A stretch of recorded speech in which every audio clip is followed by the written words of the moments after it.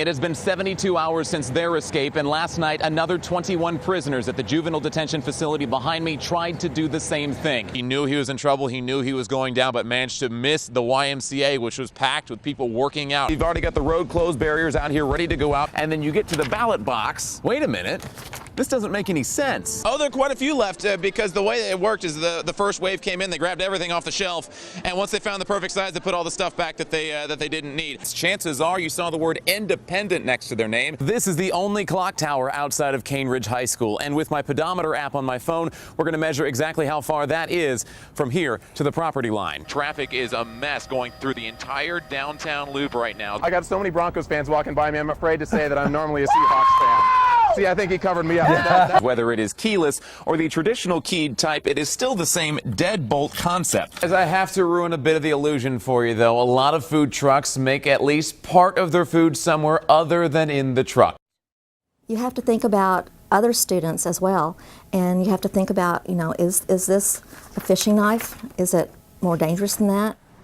Tonight, a school system responds to intense criticism from around the world after a student is suspended and charged for a knife in his father's car.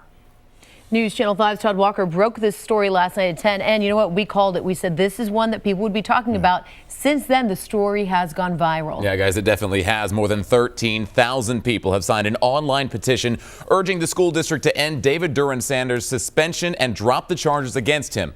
An appeals hearing is set for tomorrow morning to discuss his punishment. Tonight, the school district is speaking out about the case. They found it somewhere over here. David Duran-Sanders has been suspended from school since last Thursday. During a random lockdown and search at Northeast High School in Clarksville, the sheriff's department says it found this fishing knife inside the car David had driven to school. They either found it down here or over here. It was somewhere in the back seat, they said. In a statement to law enforcement, David said he didn't know it was there because the car had been his father's. His father is a commercial fisherman. He says the knife must have fallen between the seats. It's a very concerning case, but I want you to know that we do work with our students. Elise Shelton is a spokesperson for the Clarksville-Montgomery County School System, which has taken a lot of heat since we broke the story last night. David was suspended for 10 days on the spot because the knife, longer than 3 inches, is considered a dangerous weapon and is illegal on school property under state law. But school policy regarding the punishment seems to contradict itself. Under the policy for car searches, the district says students are responsible for contents of the vehicle they drive to school. But in the same policy, in subtext under offenses for possessing a dangerous weapon, the policy says possession shall mean the student knowingly and intentionally possessed the contraband. David says he had no idea his father's knife was in the car. Which policy prevails there? I think that's for the hearing board to decide. So they'll look at the evidence, they'll look at his testimony, and they'll look at all these things all together, and they'll do what's right by the student and what's right for the school system. Either way, the district wants this case to be a lesson for everyone. I highly recommend for every parent and student to go out to their car tonight and make sure that everything in there is appropriate. Now with breaking news, this is News Channel 5 at 6. Hi, everyone. That breaking news, a deadly plane crash in Bellevue. We have live team coverage tonight. We begin with Todd Walker at the scene behind the Bellevue YMCA. Todd. Yeah, guys, I want you to go ahead and take a look behind me. There is still a huge presence from emergency personnel and first responders out here who are working to put out what was a pretty big blaze when this plane crashed. As recently as a few minutes ago, we were still seeing some smoke come from that airplane. The preliminary information that we have from the FAA is that this was a Gulfstream 609C aircraft, and it was headed to the John C. Toon Airport in Nashville. That aircraft is registered to a company out of Kansas, and that flight apparently departed from Great Bend Municipal Airport out of Great Bend, Kansas. It was headed to the John C. Toon Airport when this crash occurred. It's about 10 miles from the airport. There's no indication right now of what went wrong. We haven't even heard if there was any sort of Mayday call yet. But again, this happened right behind the Bellevue YMCA, and we're hearing that there were lots of witnesses. This is a very crowded area.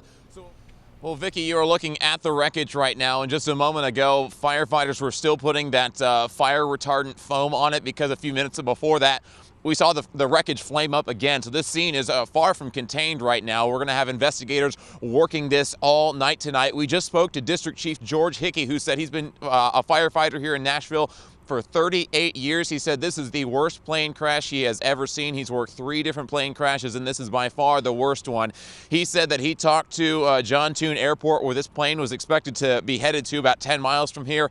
The airport told them that they were expecting 12 people on board. We're told right now there are no survivors. No one was taken to the hospital. So, of course, this is a tough scene. This is something that a lot of people witnessed. The wreckage of this plane covers pretty much the entire back side of the yard area behind the YMCA. This is a large scene. It's scattered out quite a ways. What Chief Hickey was telling us is that it appears that this plane, as it was flying in low, made a hard bank to the right before it crashed into the field. So it certainly appeared that he was trying to avoid buildings. This is a very congested area, and so it appears that pilot knew that he was in trouble as he was coming into this area. That was about the only place that he could put this plane down, and it appears that he did a very good job avoiding buildings. What we're told is the only thing that the plane clipped was maybe a branch to a tree.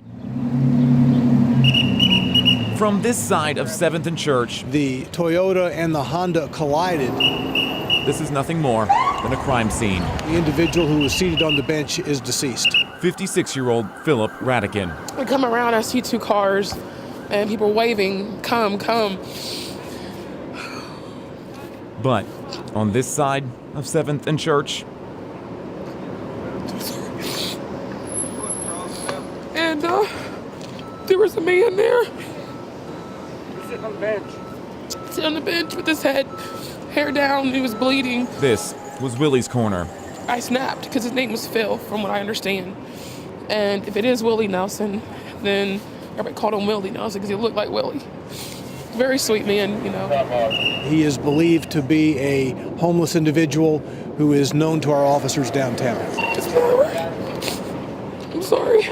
And on both sides of 7th and Church, our officers had seen him quite a bit. Willie will be missed. I don't care if you're homeless or not, we're all people.